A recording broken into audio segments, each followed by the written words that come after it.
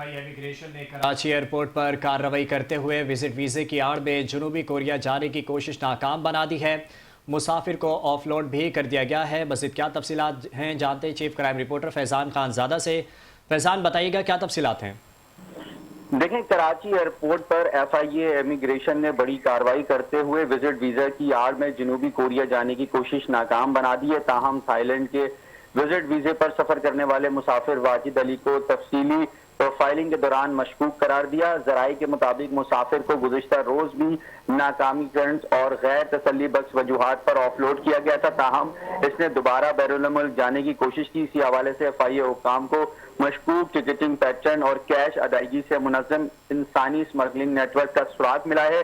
ताहम mobile phone की जांच पड़ताल के दौरान एजेंट के साथ जनूबी कोरिया रवानगी से मुतालिक चिट्स भी बरामद हुई हैं। जबकि अगर हम बात करें तो तलाशी में जनूबी कोरिया का मशकूक वीजा भी मिला है। इब्तदाई तफ्तीश के मुताबिक 28 लाख रुपए जनूबी कोरिया जाने का मुआहिदा तय किया था, जिसमें 3 लाख रुपए एडवांस अदा किए गए थे और बाकी रकम वहां पहुंचकर अदा की जानी थी। ताहम इस हवाले से एफआईए हुकाम ने एजेंट बशीर, मुशीर, वसीम और जाकिर पर मुश्तमिल नेटवर्क को भी बेनकाब कर दिया है। जी फैज़ान, शुक्रिया तफसीलात से आगाह करने के लिए।